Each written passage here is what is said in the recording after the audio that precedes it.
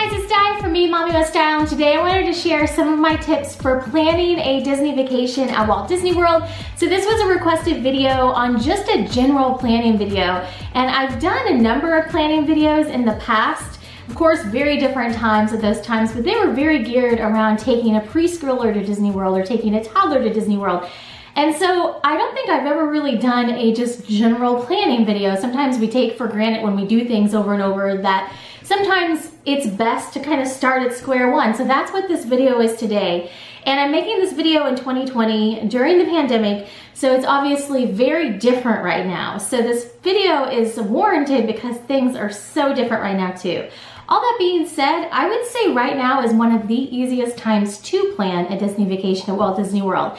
And I say that having had a number of trips that we've gone prior to now that we've planned out, and I've done the whole get dining reservations. It used to be a much longer time length ahead, and now it's shorter, so I'll go into that. But having to do the fast passes and remembering the date for all of that. So all of those things are no longer in the current situation. So having to not have to do those things makes it a lot easier. So let's start at square one. We'll talk about some of the differences and talk about the easiest way, in my opinion, to plan a Disney vacation.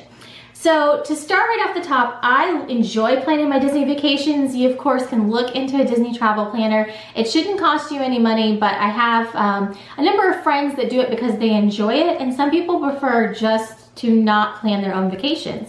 So I totally get that. But I really enjoy the planning, and like I said, I think right now it's super, super easy. So let me walk you through the easy way to plan your Disney vacation. The easiest way to get started with your Disney World vacation is to go to the Walt Disney World website, disneyworld.disney.go.com. If you just Google Disney World or Walt Disney World, it pops up as the first search result. So after you go to their website, I would say take some time to get familiar with it. Make sure that you have a Disney account set up if you don't already. And this is the same account that you'll log in with the phone app as well on My Disney Experience. So that's really important to have, especially in current times.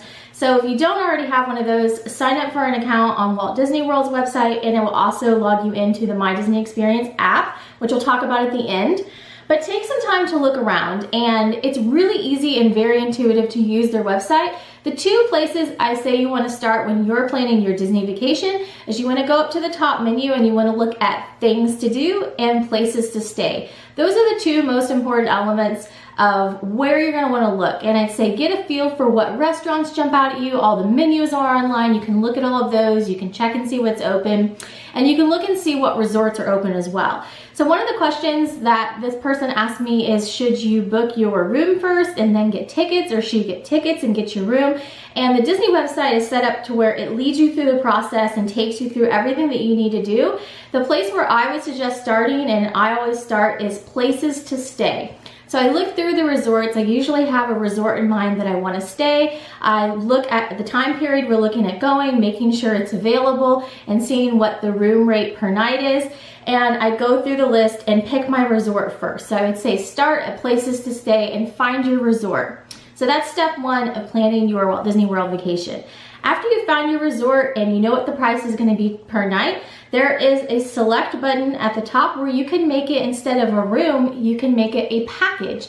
And this is what adds on your tickets. And this is all customizable when you get it into your cart. You can add ticket days, you can minus ticket days, you can adjust all of those things. So I would say select your room first and find the type of room that you want, whether it's preferred or a regular room or a pool view, and get that selected. Then after you add that to your cart, select package, and you're gonna wanna have the number of ticket days that you want for your stay. It automatically selects the number of days in your trip, but like for our upcoming trip, we actually took off the day because we wanted a day to go to Disney Springs and do Goofy Golf. So when I selected package, it automatically put 4 park days on our package. Select it up in the ticket area, you put it on 3 days, and that automatically changes the price and everything. And you should see that automatically adjust in your cart. From there, you can go and click the reservation and complete it in the cart. There's a $200 deposit as long as you're outside that 30 days. And then you have until 30 days prior to your trip to pay off your balance.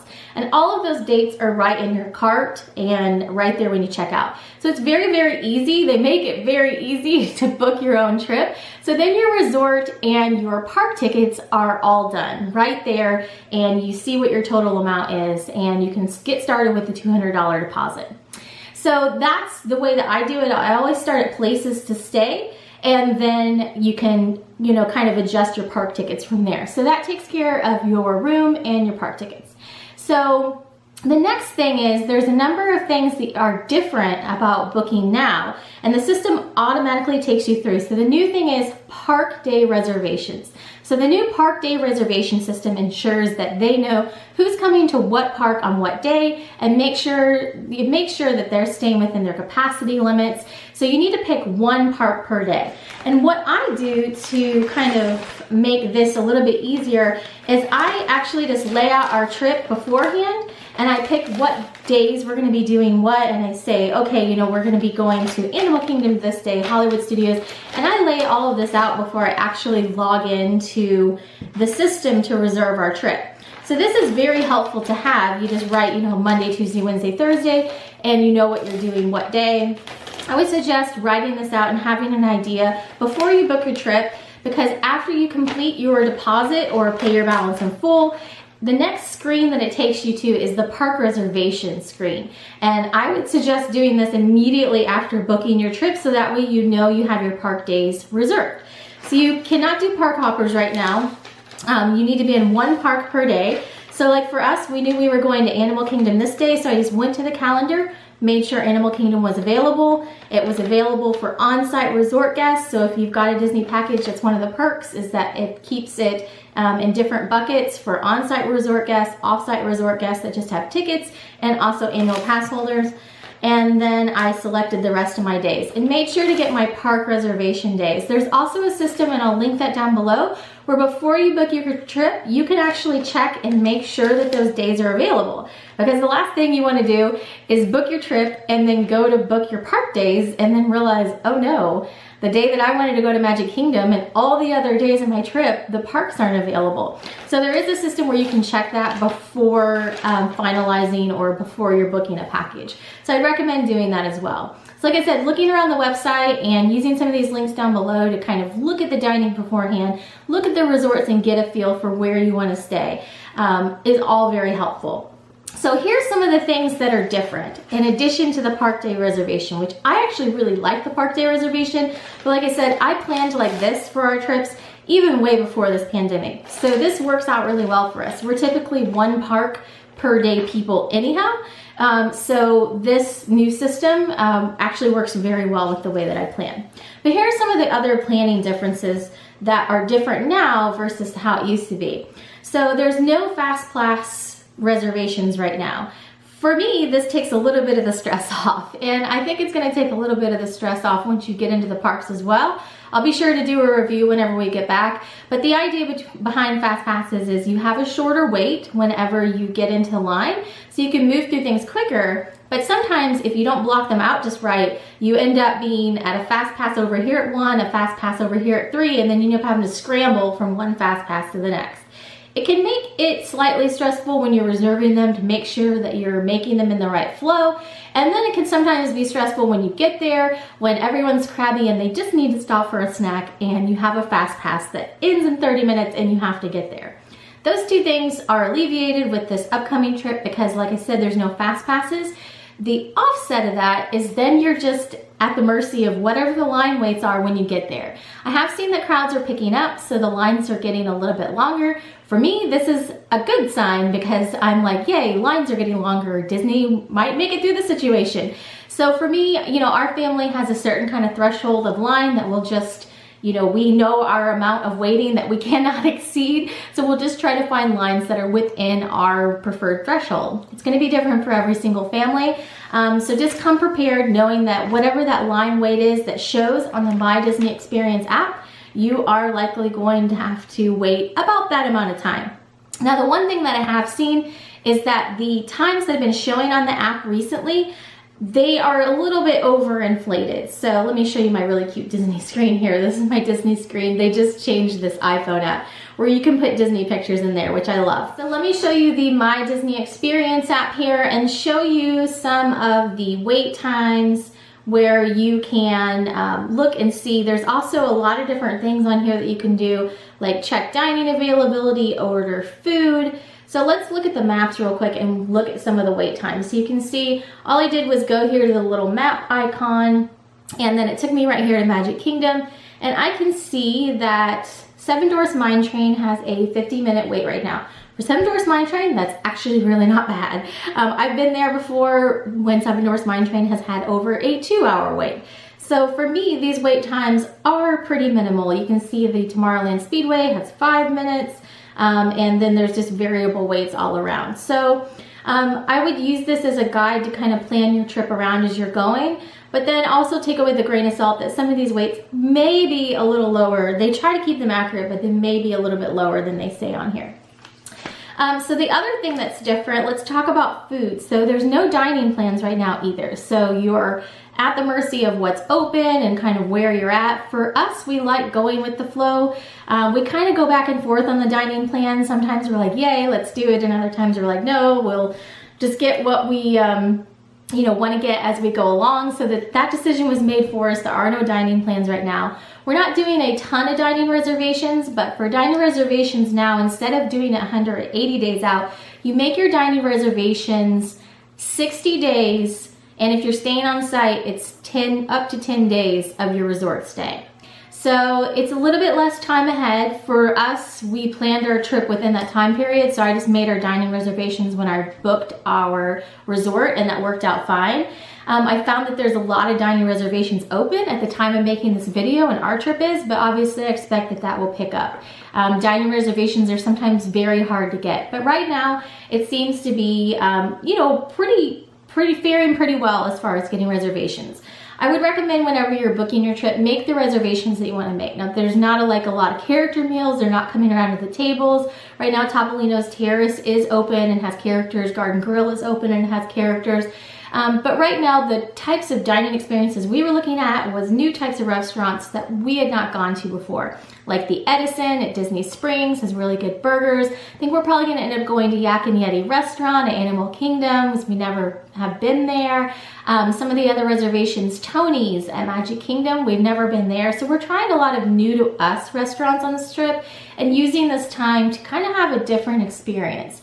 So you're gonna find the dining, if you go to things to do, you're gonna drop in the first area is dining and make reservations. From there, you can select the date and the time and see what reservations are available. I do that a lot if I'm just like, I wanna have a dinner out this night, let's see what's available. Or you can go right to the restaurant. If you know you wanna eat at Be Our Guest, you can go right to their page and just search every day that you're gonna be at Magic Kingdom and find the time. You can also reverse that.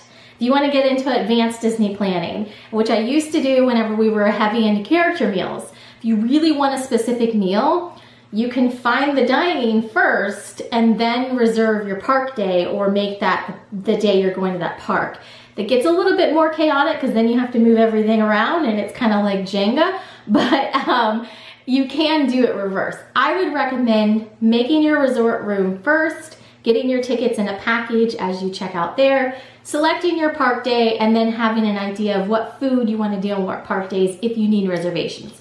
Now, a lot of the quick service right now is open, although there is some that's closed, but they have made it really easy to order food right here on the website. You can just go to order food and do the mobile ordering. So here's all the websites that are available for mobile ordering. We have used this before and it's pretty quick and easy. You can store your information, your card information in the app if you want, or you can put it in each time. And has all the menus so everyone in your family can kind of sit at your phone, look and tell you what you want, and then you just order it, pay for it on your phone, and then go up and pick it up after you have your time that's available to pick it up. So it's a really quick and easy way to order food. It's being encouraged right now to encourage social distancing. So I'm anticipating we will take advantage of the mobile food ordering option quite a bit. So I really use the phone a lot. I used to use it a lot for fast passes, but it helps keep track of your schedule. you can check wait times, and you can do the mobile ordering. So definitely download the My Disney Experience app before you go and take some time to look around in there so you're kind of familiar with where everything is and what it looks like. It's pretty intuitive to use. There's a little map button here at the bottom. There's a plus where it can bring up some menus and things. You can also do a search if you need to just search for something. And then it's got your home screen, which also has your plans on there. So it's pretty quick and easy to use. So the next thing is we just had a video come out about Magic Bands. Magic Bands are included right now for resort guests in 2020. Starting in 2021, it's going to be an add-on item. Currently the prices are $14.99 plus tax per Magic Band, and then they kind of go up for specialty bands. For us, our family really loves the Magic Bands. We definitely use them on every single trip, and we definitely really enjoy switching them out with our outfits and all those sorts of things. All that being said, we have been on a number of trips and we have a number of Magic Bands. So a thing to remember about them is they are reusable, and if for any reason they stop working or they're not connecting for some reason, you can always take them to guest services or to the concierge desk at your hotel, and they can get you connected or get it back working again and get you sorted out. So if you have any questions, there's definitely people you can ask on site, but if you already have Magic Bands after they start charging, you can just go ahead and use those, and it's pretty quick and easy to get everything connected up in your My Disney Experience account. So I did mention that there's no park hopping, so you want to plan one park per day, and the park hours are a little bit adjusted right now as well. So when we're going to be there, each of the parks closes around like 5, 6, 7 p.m., which is a little bit abbreviated time from when we have normally gone in the past. For us, we are really not open to close people a lot of times. We'll kind of meander in and then kind of meander around and kind of do the things that are on our to-do list for that particular trip or day. So I think that we're probably going to have a very relaxed feel for our trip. And so a number of the evenings we've actually planned to go have dinner at Disney Springs and, you know, kind of go to the parks, closes at 5 or 6, and then go have dinner somewhere at a different location. So that's our plan for our upcoming trip, but just keep in mind that you'll also will want to look at the park closing times, because if you're planning on eating in the park, you want to keep that in mind when you make your reservations. So for instance, Magic Kingdom, the day that we're there, closes at 6, and we got our Tony's reservation for like 5:40. So we're there right at closing time, but I actually kind of planned it that way so we could do everything we wanted to do, go eat dinner, and hopefully miss any sort of crowd that is leaving on their way out. So that's the plan for that reservation. So just keep in mind the opening times and the closing times, because they are a little bit different than usual right now. A couple other things just to mention, these aren't necessarily that different, but paying to park at the resort, you now pay a fee and it's just added on to your daily bill at the resort. This was changed even way before the pandemic, but just something to kind of keep in mind and plan for. For us, we just have it added on to our resort bill and just kind of pay it at the end of the trip when we cash out or whatever you would call it. And then the other thing is if you're a resort guest, you can have them swipe your Magic Band and you can drive from your resort and go park in the theme parks and not get charged for that. So make sure that you keep that in mind whenever you're going back and forth if you're a resort guest. So as of the time of making this video, that's helpful if you're staying on property, so you can just pay to park at the resort and then move about the cabin, so to speak. It's one of the perks of having your car, and we're planning on using our car quite a bit on our upcoming trip. So that way we can make sure we make early dining reservations or times like opening at Hollywood Studios where we don't want to be stuck in a line for the Skyliner trying to get over there. That's kind of our plan with transportation. So hopefully this has answered any questions you have about planning a trip to Walt Disney World during the pandemic in 2020. It's pretty straightforward. They make it very intuitive, and I would say right now is one of the easiest times to plan a trip. The big takeaways are take some time to download the My Disney Experience app. Look at our family, aren't we cute? Take some time to download the My Disney Experience app and get acquainted with that. Make sure you can see all of your reservations in there. Take some time to look around on the website and do all of that before your trip and while you're booking your trip, so that way you kind of get all of your questions answered. They also have a really robust search engine where you can type anything you need in there, and there's a whole planning site called Plan Disney that you can go to and check and see if you have one of the same questions that another guest has had as well. So they really do make it easy to plan your trip, and hopefully this has been helpful as well. So let me know if you have any additional questions down below, and thanks for watching. Have a great day.